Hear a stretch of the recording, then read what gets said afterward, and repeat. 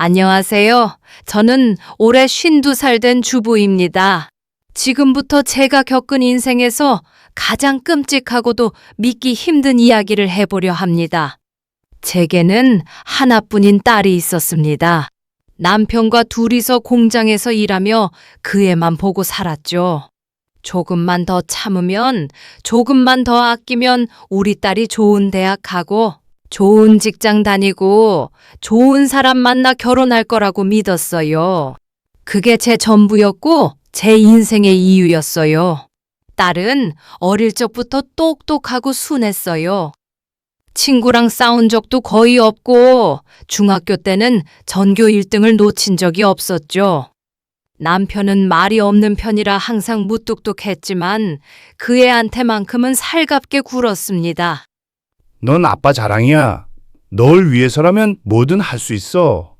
그 말이 아직도 귀에 생생해요. 그러던 딸이 대학에 들어가고 자취를 시작한 뒤부터 조금씩 이상해졌습니다. 처음에는 연락이 줄어들었고 이후엔 전화하면 짜증부터 냈어요. 엄마, 제발 좀 그만하세요. 저도 제 인생이 있잖아요. 마치 내가 그의 인생에 짐이라도 된다는 듯한 말투였죠. 그래도 저는 이해하려 했어요. 사춘기처럼 다시 한번 오는 독립의 시기라고 생각했거든요. 하지만 그러다 딸이 사라졌어요. 어느 날 학교에서 연락이 왔죠. 3주째 수업에 나오지 않았다고요. 자취방은 이미 비어 있었고 핸드폰은 꺼져 있었어요. 경찰에 실종 신고를 했지만 성인이라는 이유로 적극적인 수사도 어렵다며 무심하게 넘겼습니다. 그렇게 딸은 제 인생에서 사라졌습니다. 딸이 사라진 뒤 제 세상은 멈췄습니다. 숨 쉬는 것조차 죄처럼 느껴졌어요. 하루에도 몇 번씩 딸이 혹시 집으로 돌아올까 현관 앞에 신발을 정리했고 밤마다 자취방 근처를 서성이며 혹시라도 그 애가 돌아올까 기다렸어요. 친구들은 시간이 지나면 괜찮아진다고 했지만 어떤 엄마가 자식이 사라졌는데 괜찮아질 수 있나요? 남편은 처음엔 저보다 더 예민했어요. 매일같이 경찰서를 들락거리고 사설 탐정까지 알아보더군요. 그런데 이상하게 시간이 지나면서 점점 딸에 대해 말을 꺼내지 않았어요. 어느 날부터는 아예 그의 얘기를 하지 말라며 신경질을 냈습니다. 지금 없는 애에게 그만 좀 해. 나도 힘들어. 그 말이 어찌나 매몰차게 들리던지. 하지만 그때까지만 해도 전 남편도 저와 같은 상처를 안고 있다고 믿었어요. 시간은 그렇게 7년이 흘렀습니다. 그동안 저는 모든 걸 놓아버린 채 살았어요. 회사도 그만뒀고 친구들도 끊었고 사람들 모이는 곳은 가지도 않았어요. 단지 살아는 있었을 뿐입니다. 그런데 그날 모든 게 바뀌었습니다. 동네 백화점 식품 코너에서 누군가 제 시야에 스쳤습니다. 낯익은 걸음걸이, 어깨선, 그리고 뒤돌아보는 그 눈빛. 순간 숨이 멎을 뻔했어요. 그건 분명히 제 딸이었습니다. 7년 동안 보고 싶어서 미칠 만큼 그리웠던 그 얼굴. 조금 말라 있었고 머리는 짧게 잘려 있었지만 제 눈은 속일 수 없었어요. 저는 정신없이 그 아이를 따라갔어요. 그리고 그 순간 제 딸이 어떤 남자의 손을 꼭 잡고 걷는 걸 보았습니다. 그 남자는 제 남편이었습니다. 머릿속이 새하얘졌습니다. 아무리 눈을 비벼봐도 아무리 믿기 싫어도 그건 분명히 제 딸과 남편이었습니다. 둘은 꼭 붙어 걷고 있었고 남편은 딸의 머리를 쓰다듬으며 웃고 있었습니다. 그 눈빛은 제가 20년을 함께 살아온 동안 한 번도 받아본 적 없는 따뜻함이었습니다. 전 다리가 풀려 그대로 식품 코너 구석에 주저앉았습니다. 이게 뭔가요? 딸이 살아있다고 기뻐해야 하나요? 아니면 내 남편이 내 딸과 함께 있다는 사실에 소름을 느껴야 하나요? 한참을 그대로 있다가 정신을 차리고 다시 그들을 쫓아갔습니다. 엘리베이터 앞에서 둘은 나란히 서 있었어요. 전 그때 용기를 내 한마디를 던졌습니다. 지연아. 딸이 돌아봤습니다. 그리고 딸의 표정이 굳었습니다. 남편도 순간 당황한 듯 보였지만 금세 표정을 지우고 저를 봤습니다. 여긴 어떻게 온 거야? 남편이 먼저 말을 꺼냈습니다. 당황이나 미안함보다는 짜증 섞인 목소리였어요. 저의 지연이 맞지? 맞잖아. 왜 지금까지 연락도 없이 당신이랑 같이. 무슨 일이야? 뭐야 이게? 딸은 고개를 돌렸고 남편은 한숨을 쉬며 말했습니다. 그냥 복잡한 일이야. 여기서 말 못해. 저는 울부짖듯 외쳤습니다. 너무하잖아. 딸이 없어졌는데 당신은 아무 말도 안 했잖아. 내가 7년을 찾았어. 근데 둘이 같이 있었다고? 어떻게 이럴 수가 있어? 그 순간 딸이 입을 열었습니다. 엄마가 날 밀어낸 거잖아. 그 말에 숨이 막혔습니다. 밀어냈다고요? 난 단 한 번도 그 애를 버린 적이 없는데? 어떻게 이런 말이 나올 수 있죠? 내가 널 밀어냈다고? 목소리가 떨렸습니다. 저는 도저히 이해할 수 없었어요. 어디서부터 잘못된 건지 뭘 오해하고 있는 건지 감도 안 잡혔습니다. 딸은 눈을 피하며 말했습니다. 대학 들어간 뒤부터 엄마는 내 인생을 조종하려고 했어. 누구 만나는지, 뭘 먹는지, 학점은 몇인지. 전부 간섭이었어.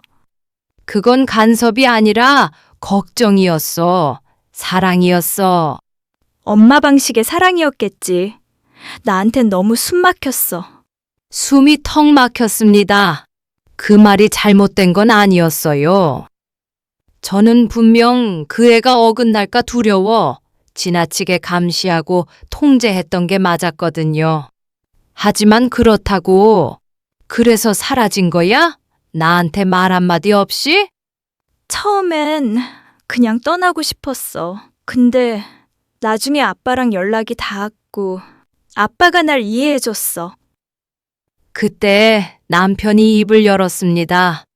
지연이 그땐 정말 힘들었어. 네가 너무 몰아붙인 거야. 난 그냥 지연이랑 연락만 했어. 도와주고 싶었을 뿐이야. 연락만 했다고? 그럼 지금은 왜 둘이 같이 있는 거야? 남편은 말없이 고개를 숙였습니다.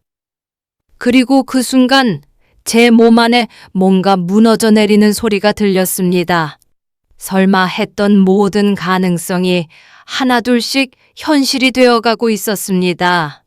남편은 그날 이후 제게 어떠한 설명도 하지 않았고 딸 역시 다시 연락을 끊어버렸습니다. 며칠 밤을 뜬 눈으로 세우며 머릿속을 뒤엎었어요. 무엇을 놓쳤는지, 무엇을 외면했는지, 그리고 진짜 진실이 무엇인지. 그때부터 전 직접 알아보기로 마음먹었습니다. 진실을 파헤치기 위해, 그리고 제 딸을 다시 찾아오기 위해.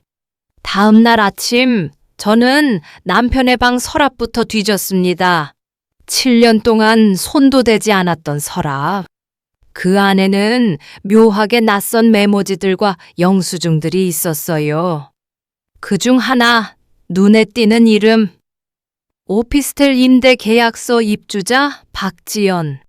주소를 보니 바로 그날 백화점과 가까운 신축 오피스텔이었습니다. 계약자는 남편이었고 보증금은 3천, 매달 월세도 남편 계좌에서 나가고 있었죠. 그 순간 심장이 쿵 내려앉았어요. 이건 단순한 연락 유지나 도움의 수준이 아니었어요. 남편은 제 딸을 숨겨오고 있었던 겁니다. 7년 동안 한 집에서 살다시피 한 셈이죠. 전 바로 그 오피스텔로 갔습니다. 인터폰으로는 아무도 받지 않았고 문은 굳게 잠겨 있었어요. 그래서 계단에 앉아 몇 시간을 기다렸죠. 그리고 저녁 무렵 현관문이 열렸습니다. 나온 사람은 지연이었어요. 얼굴이 창백했고 깜짝 놀라더군요.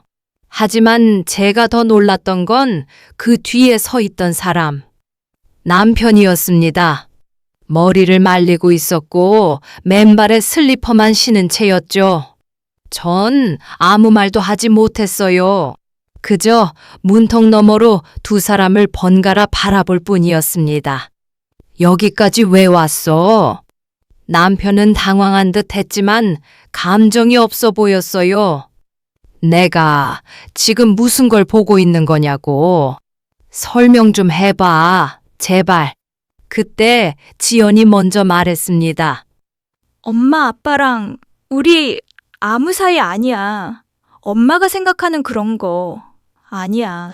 그 말에 안도하려던 찰나 남편이 지연의 어깨를 감싸며 말했습니다. 됐어. 숨길 것도 아니잖아. 이제 다 알았으니까. 그 순간 저는 정말 정신이 나갈 뻔했습니다. 숨길 게 아니라고? 지금 네가 우리 딸을 말이 끝나기도 전에 지연이 눈물을 흘렸습니다. 그리고 입을 열었습니다. 엄마, 나 아빠 아이 가졌어. 그 말에 세상이 무너졌습니다. 아무 소리도 들리지 않았고 심장은 망치로 얻어맞은 것처럼 쿵쾅거렸습니다. 딸의 입에서 나온 그 한마디는 저를 단숨에 지옥의 밑바닥으로 끌어내렸습니다.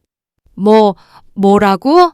다시 말해봐, 지금. 네가 가진 아이가 누구 아이라고? 지연은 떨리는 눈으로 절 보며 고개를 끄덕였습니다.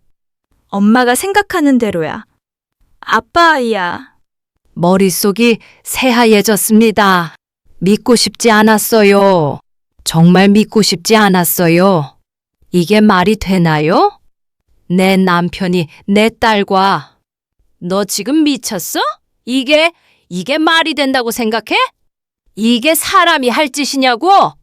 저는 울부짖었고 무릎에 힘이 풀려 그대로 주저앉았습니다. 남편은 그제야 입을 열었습니다. 지연이 처음 찾아왔을 땐 단순히 도와주려 했어. 그런데 시간이 지날수록 우린 서로를 의지하게 됐어. 의지? 의지라고? 너 미쳤구나 진짜. 그게 사랑이냐? 그건 그냥 짐승 같은 짓이야. 지연은 계속 울고 있었습니다. 하지만 저는 더 이상 그 눈물에 흔들릴 수 없었어요. 왜 하필 아빠야? 왜? 지연은 조용히 말했습니다. 엄마한텐 난 언제나 짐이었잖아. 근데 아빤 나를 이해해줬어. 아빠한텐 내가 지연이었어. 그냥 자식이 아니라. 그 말에 저는 더 이상 아무 말도 할 수 없었습니다. 그들은 이미 제 상식과 윤리로는 도저히 이해할 수 없는 세계로 가 있었어요. 그날 이후 저는 두 사람과 연락을 끊었습니다. 하지만 그렇게 끝낼 수 없었어요. 이대로 내 인생을 짓밟은 사람들을 그냥 두고 볼 순 없었어요. 그날 밤 저는 집으로 돌아오지 않았습니다. 머리끝까지 피가 치솟았지만 동시에 너무나 차가웠습니다. 감정에 휘둘릴 순 없었어요. 이제부터는 차갑고 정확하게 두 사람을 무너뜨릴 계획을 세워야 했습니다. 먼저 남편의 회사부터 파고들었습니다. 남편은 제 이름으로 된 계좌를 이용해 비자금 성격의 자금을 빼돌리고 있었습니다. 제가 서류 정리를 도와주다 알게 된 은행의 장기예금, 부동산 등기, 법인 명의로 돌린 현금 자산까지 도합 9억. 그중 60%는 제가 모은 돈이었습니다. 생활비 아끼고 보험 해지하고 펀드 깨가며 만들어온 피 같은 돈이었죠. 전 변호사를 찾아갔습니다. 그리고 모든 자료를 제출했어요. 배우자의 중대한 배신과 상식 밖의 부정행위로 이혼 소송을 제기하려 합니다. 모든 재산을 제 명의로 돌리고 두 사람을 파산시키고 싶습니다. 변호사는 눈을 동그랗게 떴지만 제 태도에서 진심을 읽은 듯 고개를 끄덕였습니다. 동시에 지연을 직접 겨냥하기 시작했어요. 지연은 남편의 인맥을 이용해 출판사를 차리고 있었습니다. 엄마와의 갈등을 극복한 여자의 성장 스토리를 담은 자서전으로 말이죠. 웃기지도 않았습니다. 그 원고 초안을 제가 입수했고 기자에게 넘겼어요. 불륜으로 이어진 부녀관계, 그 안에서 태어날 아이. 라는 제목의 제보성 기사. 기자가 털썩 주저앉으며 말했습니다. 이거 실화 맞아요? 영화 아니고? 실화예요. 이건 그냥 기사거리가 아니라 사람의 인생을 망가뜨린 이야기예요. 세상에 알려져야 해요. 숨겨질 일이 아니니까요. 며칠 뒤 인터넷은 그 기사로 뒤집어졌습니다.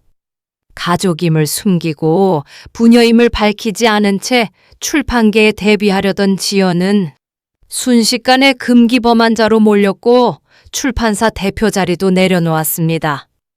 그리고 남편? 그는 회사에서 징계를 받고 대표직에서 해임됐습니다. 자금 유용, 불륜 스캔들, 공적 이미지 훼손. 모든 게 한꺼번에 무너졌죠. 하지만 이건 시작일 뿐이었습니다. 남편은 본격적인 이혼 소송과 동시에 제 계좌에서 몰래 빼간 자금과 관련해 횡령 혐의로 고소당했습니다. 처음엔 뻔뻔하게 나왔습니다. 부부 사이에 돈 문제가 어딨어? 다 같이 쓴 거잖아. 하지만 저는 계약서, 입금 내역, 녹취록까지 단 하나의 허점 없이 준비했어요. 재판부는 제 손을 들어주었습니다. 남편은 공동재산 전액 몰수, 위자료 2억 원, 자녀에 대한 접근 금지 명령까지 받았습니다. 게다가 회사에서도 윤리강령 위반으로 명예퇴직이 아닌 징계 해고 처리됐죠. 그 자리는 이미 남편을 대신할 젊은 임원이 차지했고 남편은 하루아침에 무직의 전과자 신세가 되었습니다. 이제 딸 차례였습니다. 지연은 언론사의 명예훼손이라며 반박 인터뷰를 준비하고 있었습니다. 사실과 다르다, 허위제보다. 하지만 이미 저는 그녀가 남편과 함께 산 오피스텔 CCTV, 계약서, 임신 진단서, 출판사 내부 문건까지 확보해두고 있었죠. 그걸 인터넷에 직접 뿌릴 생각은 없었습니다. 대신 출판사 본사, 그녀가 연결하려던 TV 방송국, 그리고 후원사였던 여성인권재단에 정중하게 진실을 알리는 메일을 보냈죠. 그 결과 지연은 사회적 윤리 위반 사유로 모든 협약이 철회되었고 그녀의 책은 출간 전 전량 폐기되었습니다. 심지어 그녀가 소속되어 있던 작가협회에서도 기본적인 가족윤리 의식이 없다는 이유로 회원 자격이 박탈됐습니다. 어느 날 저는 지연에게서 문자를 한 통 받았습니다. 엄마, 그만해. 제발. 전 답장을 하지 않았습니다. 그래서 널 용서하지 않는 거야. 그래서 내가 끝까지 기억하게 만들려고. 엄마라는 이유로 다 이해해 줄 수는 없어. 사랑이라는 이름으로 다 덮을 수도 없어. 너희 둘이 뭘 했는지, 얼마나 많은 사람을 짓밟았는지 평생 잊지 못하게 할 거야. 그날 이후 전 평범한 일상으로 돌아가려 애썼습니다. 하지만 그게 쉬울 리 없었죠. 20년을 함께한 남편과 온 인생을 바쳐 키운 딸이 한순간에 남이 되어버렸으니까요. 어느 날 우편함에 익숙한 글씨의 편지가 도착했습니다. 보낸 사람 박지연. 저는 한참을 망설이다 편지를 열었습니다. 거기엔 또박또박한 글씨로 이렇게 적혀 있었습니다. 엄마, 나 지금 산부인과 입원 중이에요. 유산했어요. 아빠도 떠났어요. 나 이제 혼자예요. 편지 끝에는 덧붙여 있었습니다. 내가 엄마를 떠난 게 아니라 그땐 나도 너무 어렸고 약했어요. 아빠가 다 해준다고 하니까 그게 사랑인 줄 알았어요. 그런데 결국 나 혼자였네요. 편지를 덮고도 저는 아무런 감정이 들지 않았습니다. 그 애가 어떤 고통을 겪고 있는지, 어떤 후회를 하고 있는지 알겠지만 그것마저도 너무 늦었으니까요.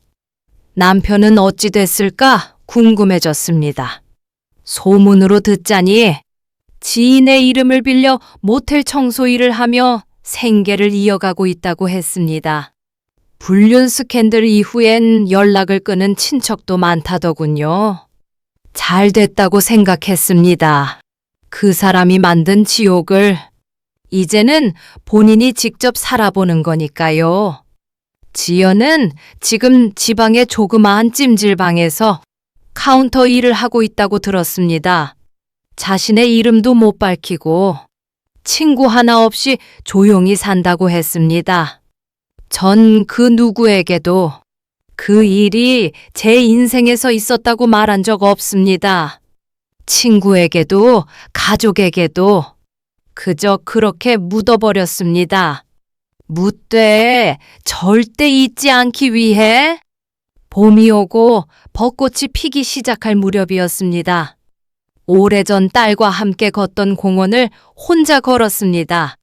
예전 같았으면 이맘때쯤 지연이는 새 학기를 앞두고 잔뜩 설렜겠죠. 분홍색 머리끈을 사고 좋아하던 카라멜 라떼를 사달라며 제 옷자락을 끌고 다니던 아이.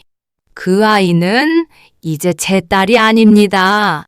아니, 그 아이를 그렇게 만든 시간과 사람들, 그것들을 제가 용서할 수 없기에 제 마음속에서 딸이라는 이름은 더 이상 존재하지 않습니다. 그래도 가끔은 생각합니다. 그 아이가 처음 방황을 시작했을 때 내가 조금만 더 다정했다면, 조금만 덜 조였더라면 결말이 달라졌을까? 하지만 모든 일엔 이유가 있습니다. 사랑은 핑계가 될 수 없습니다. 상처 준 사람은 결국 책임을 져야 하고 그 책임은 때로 너무 잔인한 형태로 되돌아옵니다. 전 지금 아주 조용한 동네에서 작은 뜨개질 공방을 운영하며 살고 있습니다. 누구에게도 제 과거를 말하지 않습니다. 그저 평범한 중년 여성으로 조용히 그리고 단단히 살아가고 있습니다. 그날의 지옥은 끝났고 이제 제 삶은 제가 선택한 방식대로 하루하루를 다시 살아가고 있습니다. 복수가 끝났다고 마음이 후련하진 않았습니다. 하지만 더는 짓밟히지 않는 제가 있다는 것, 그 사실 하나만으로 충분했습니다. 이건 너무 심했다. 그리고 엄마도 잘못했다. 여러분의 생각이 궁금합니다. 댓글로 꼭 남겨주세요.